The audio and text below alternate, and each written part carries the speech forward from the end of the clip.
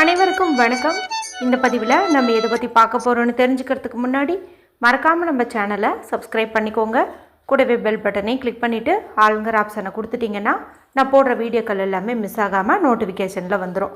இந்த பதிவு ரொம்ப ரொம்ப முக்கியமான பதிவு அப்படின்னே சொல்லலாங்க. எதை பற்றிய பதிவு அப்படின்னு பார்த்திங்கன்னா, இன்றைக்கி பிப்ரவரி மாதத்தின் 27ஆம் தேதி, மாசி மாதத்தின் 15ஆம் தேதி நிறைஞ்ச வியாழக்கிழமை. இந்த வியாழக்கிழமை அப்படிங்கிறது குபேரருக்கும் குரு பகவானுக்கும் உரிய ஒரு நாளாக கருதப்படுது. பொதுவாகவே வியாழக்கிழமை நாளில் பணம் சேர்வதற்கும் தங்க நகை சேர்வதற்கும் நம்ம ஒரு சில பரிகாரங்கள் செய்யும்போது அது நிச்சயம் நல்ல ரிசல்ட் கொடுக்கும் அப்படின்னு சொல்லலாம். மேலும் இந்த நாளை விசேஷம் சேர்க்கும் விதமாக மாசி மாதத்திற்குண்டான அமாவாசை திதியும் இருக்கிறது சிறப்பு அப்படின்னு சொல்லலாம். வியாழக்கிழமை நாளில் வரக்கூடிய இந்த அமாவாசையை குபேர அமாவாசை அப்படின்னு சொல்லலாம். இந்த நாளானது ரொம்ப ரொம்ப சக்தி வாய்ந்த நாளாக இருக்கிறதுனால இந்த நாளில் குளிக்க வேண்டிய தண்ணீரில் ஒரு குறிப்பிட்ட பொருளை சேர்த்து குளிப்பதன் மூலமாக நம்ம பிடிச்சிருக்கக்கூடிய அத்தனை விதமான கஷ்டங்களும் கர்ம வினைகளும் நீங்கும் என்பது குறித்து தனி ஒரு பதிவு போட்டிருக்கிறேங்க. இவை தாண்டி கல்லுப்பு வச்சு ஒரு பரிகாரம் போட்டிருக்கிறேன். பொதுவாகவே அமாவாசை நாளில் கல்லுப்பை வச்சு நம்ம ஒரு சில பரிகாரங்கள் செய்கிறோம் அப்படிங்கும்போது நிச்சயமாக அது நல்ல ரிசல்ட்டை கொடுக்கும். அந்த வீடியோவில் நான் சிம்பிளான பரிகாரம் சொல்லியிருப்பேன், ஆனால் பலன்னு பார்க்கும்போது ஏராளமான பலனை கொடுக்கக்கூடியது அப்படின்னே சொல்லலாம். அடுத்ததாக பார்த்தீங்கன்னா, எலுமிச்சம்பழத்தை வச்சு ஒரு பரிகாரம் சொல்லியிருந்தேன். ஏன்னா அமாவாசை நாளில் கண் திருஷ்டி நீக்குவதற்கு எலுமிச்சம்பழத்தை பயன்படுத்தும் போதும் அற்புதமான பலன் நம்மளுக்கு கிடைக்கும் இல்லையா.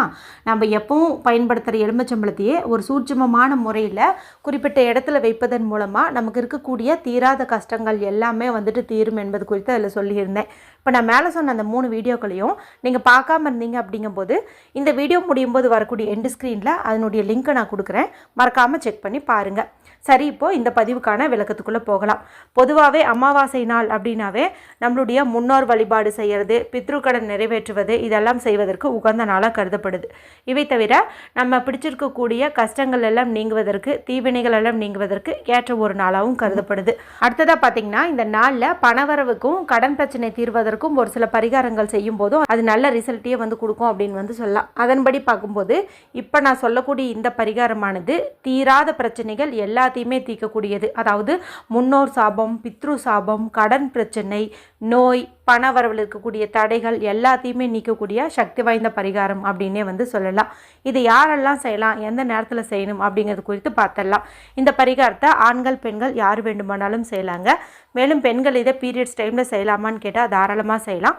பிறப்பிறப்பு தீட்டு இருந்தாலும் தாராளமாக செய்யலாம். வீட்டில் இன்றைக்கி யாரும் அசைவம் செய்ய மாட்டீங்க, சாப்பிட மாட்டீங்கன்னு நினைக்கிறேன்.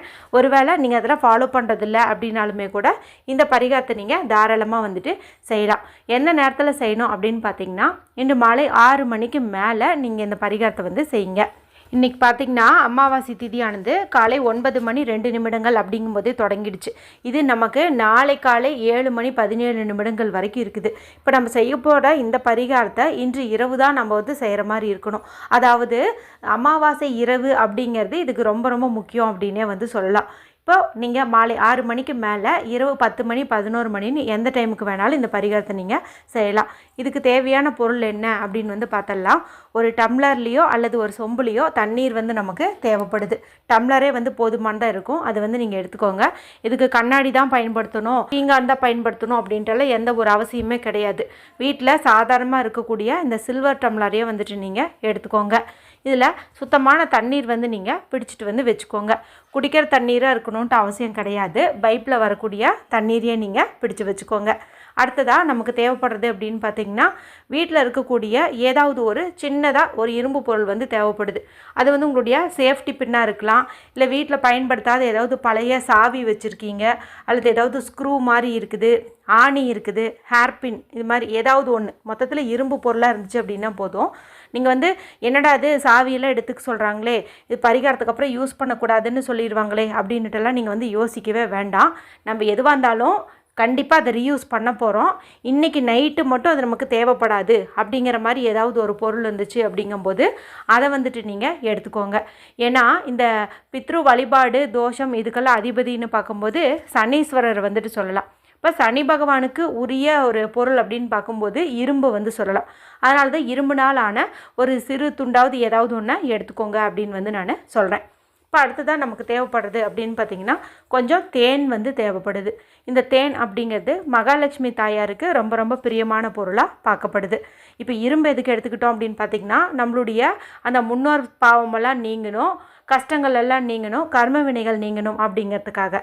இந்த தேன் எதுக்காக எடுத்துக்கிறோம் அப்படின்னு பார்த்திங்கன்னா பணவரவில் வந்து தடைகள் இல்லாமல் நல்ல ஒரு செல்வ செழிப்பு உண்டாவதற்காக எடுத்துக்கிறோம். இப்போ நான் சொன்ன இந்த 2 பொருளை மட்டும் நீங்கள் எடுத்துகிட்டு வீட்டில் அமைதியான இடத்துல உட்காந்துக்கோங்க. யார்ட்டையும் பேசாதீங்க, டிவி பார்க்காதீங்க, மொபைல் பார்க்காதீங்க. மனசை நல்லா ரிலாக்ஸ் பண்ணிக்கோங்க. அதன் பிறகு கிழக்கு பக்கம் அல்லது வடக்கு பக்கம் பார்த்த மாதிரி உட்காந்துட்டு உங்கள் முன்னாடி இந்த தண்ணீரை வந்து வச்சுக்கோங்க. உங்களுடைய இடது உள்ளங்கையில் லெஃப்ட் ஹேண்டில் இந்த சாவியோ இல்லை சேஃப்டி பின்னோ ஏதாவது ஒரு இரும்பு பொருளை வந்துட்டு நீங்கள் வச்சுக்கோங்க. அடுத்ததாக தேன் இருக்குது இல்லையா, இந்த தேனை வந்துட்டு நீங்கள் கொஞ்சம் கொஞ்சமாக அதில் வந்துட்டு தடவி விடுங்க. அதாவது இந்த இரும்பை வந்துட்டு நம்ம சாந்தி பண்ணுறோம். முழுவதுமே வந்துட்டு நீங்கள் அப்ளை பண்ணி விடுங்க. ஃப்ரண்ட் அண்ட் பேக் சைடு 2 பக்கமே வந்துட்டு நீங்கள் அந்த தேனை வந்துட்டு நல்லா அப்ளை பண்ணி விடுங்க. இப்போ இந்த நேரத்தில் உங்களுக்கு ஒரு சந்தேகம் வரும். இப்போ நாங்கள் இந்த வீடியோ பார்க்கும் சமயத்தில் எங்கள் வீட்டில் தேன் இல்லையே, நாங்கள் இந்த பரிகாரத்தை எப்படி செய்கிறது அப்படின்ட்டு. நீங்கள் தேனுக்கு பதிலாக சர்க்கரை வந்து பயன்படுத்திக்கலாம். அந்த சர்க்கரையே வந்து வெள்ளை சர்க்கரையாக இருக்கிறத காட்டிலும் ப்ரௌன் கலரில் இருக்கிற மாதிரி, அதாவது கருப்பட்டி, பனங்கற்கண்டு, நாட்டு சர்க்கரை, வெல்லம், இந்த மாதிரி ஏதாவது ப்ரௌன் கலராக இருக்கிற மாதிரி பார்த்து எடுத்துக்கிறது சிறப்பு. இதுவுமே இல்லை அப்படின்னா மட்டும் நீங்கள் வெள்ளை சர்க்கரையை வந்து பயன்படுத்துங்க. இப்படி நல்லா வந்து அப்ளை பண்ணுங்கள். இப்படி அப்ளை பண்ணும்போது உங்களுடைய கஷ்டங்களெல்லாம் நீங்கணுன்ட்டு கண்களை மூடி உங்களுடைய முன்னோர்களையும் குலதெய்வத்தையும் சனீஸ்வரரையும் வந்துட்டு நீங்கள் ஆத்மார்த்தமாக வேண்டிக்கோங்க. அதன் பிறகு இந்த சாவி இருக்குது இல்லையா, இதை வந்துட்டு அந்த டம்ளரில் தண்ணி வச்சுருக்கோம் பாருங்கள், அதுக்குள்ளே வந்துட்டு நீங்கள் போட்டுருங்க. இப்போது இதை நீங்கள் எடுத்துகிட்டு போயிட்டு நல்ல அமாவாசை இரவு எந்த இடத்துல படுமோ அங்கே வந்துட்டு நீங்கள் வைங்க. ஒரு உதாரணத்துக்கு ஜன்னலை லைட்டாக திறந்து விட்டு அந்த ஜன்னல் ஓரமாக இந்த டம்ளரை நீங்கள் வைக்கலாம், அல்லது மொட்டை மாடியில் வைக்கலாம், பால்கனியில் வைக்கலாம், இல்லைன்னா உங்கள் வீட்டு வாசலில் கூட நீங்கள் வந்துட்டு வைக்கலாம். மொத்தத்தில் அந்த அமாவாசை இரவு அந்த இருட்டு இருக்குது இல்லையா, கருப்பு, அது வந்துட்டு இந்த தண்ணீரில் வந்து படணும். அந்த மாதிரி நீங்கள் வச்சுருங்க. முடிஞ்ச அளவுக்கு ஒரு நைட்டு முழுவதும் அது அங்கே இருந்துச்சு அப்படின்னாலும் நல்லது தான். அந்த மாதிரி பார்த்து நீங்கள் வச்சுக்கோங்க. இப்போ மறுநாள் காலை எழுந்துக்கோங்க. நாளை காலையில் எழுந்ததும் குளிச்சிங்கனாலும் சரி குளிக்காட்டியும் சரி இந்த தண்ணியை நீங்கள் எடுத்துக்கோங்க. எடுத்துகிட்டு இப்போ இதுக்குள்ளே இருக்குது பாருங்கள் அந்த சாவியோ இல்லை ஏதோ இரும்பு பொருள், அதை வந்துட்டு நீங்கள் எடுத்து தொடச்சி உங்களோட பர்சனல் யூஸ்க்கு வச்சுக்கலாம். இந்த தண்ணி இருக்குது இல்லையா, இதை வந்துட்டு வீட்டில் இருக்கக்கூடிய துளசி செடி, வெற்றிலை செடி, மருதாணி செடி, மாதுளை மரம், இது மாதிரி ஏதாவது மகாலட்சுமி தாயாரின் அம்சம் பொருந்திய செடிகள் வீட்டில் இருக்குது அப்படிங்கும்போது அதுக்கு வந்து நீங்கள் ஊற்றுறதுக்கு முக்கியத்துவம் கொடுங்க. நீங்கள் சொன்ன 4 செடியும் எங்கள் வீட்டில் இல்லை அப்படின்னு நினச்சிங்கன்னா வேறு என்ன செடி வச்சுருக்கீங்களோ அந்த செடிக்கு ஊற்றுங்க. மணி பிளான்ட் வச்சுருந்தாலும் சரி அதுக்கு வந்துட்டு இதை நீங்கள் ஊற்றிடுங்க. எக்காரணத்தை கொண்டும் இந்த தண்ணீரை நீங்கள் வாஷ் பேசன்லேயோ சிங்க்லேயோ வந்து ஊற்றக்கூடாது. ஒரு சில பரிகார தண்ணீரை நான் எங்கேயாவது கால்படாத இடத்துல ஊற்றுங்கன்னு சொல்லுவேன். ஆனால் இந்த தண்ணீரை சனி பிரீத்தி செஞ்ச இந்த தண்ணீரை கண்டிப்பாக வந்து ஏதாவது ஒரு செடி கொடிக்கு தான் வந்து ஊற்றணும். உங்கள் வீட்டில் செடி இல்லை அப்படிங்கும்போது வெளியில் அதை எடுத்துகிட்டு போங்க. எங்கேயாவது ரோடு சைடு மரம் செடி இருந்துச்சுன்னா கூட அங்கே கூட நீங்கள் இதை வந்துட்டு ஊற்றி விட்டுடலாம். இந்த பரிகாரத்தை ஆரம்ப காலத்திலேருந்தே நம்ம சேனலில் மட்டும்தான் ரெகுலராக வந்து சொல்லிட்டு இருக்கிறேன். இது செய்வதன் மூலமாக நிறைய பேர்த்தினுடைய வாழ்க்கையில் பலவிதமான மாற்றங்கள் நடந்திருக்கிறத என் கூட வந்துட்டு ஷேர் பண்ணியிருக்காங்க. அதனால் ஒவ்வொரு அமாவாசை வரும்போதும் புதுசாக நிறைய பேர் ஜாயின் பண்ணியிருக்கீங்க இல்லையா, அவங்களுக்கும் தெரியணுங்கிறதுக்காக இதை நான் வந்துட்டு ரீகால் பண்ணிகிட்டே இருக்கிறேன். இது செய்யறதுக்கு நமக்கு எந்த ஒரு செலவும் ஆக போகிறது இல்லையா, அதனால் தாராளமாக எல்லோரும் செய்யுங்க, நம்பிக்கையோடு செய்யுங்க. நிச்சயமாக நல்ல பலன் வந்து உங்களுக்கு கிடைக்கும். வீடியோ குறித்து ஏதாவது சந்தேகம் இருந்துச்சுன்னா கமெண்ட் பண்ணுங்கள். பிடிச்சிருந்தால் மற்றவங்களோட ஷேர் பண்ணுங்கள், லைக் பண்ணுங்கள். மற்றும் ஒரு பயனுள்ள பதிவில் உங்களை சந்திக்கிறேன். நன்றி, வணக்கம்.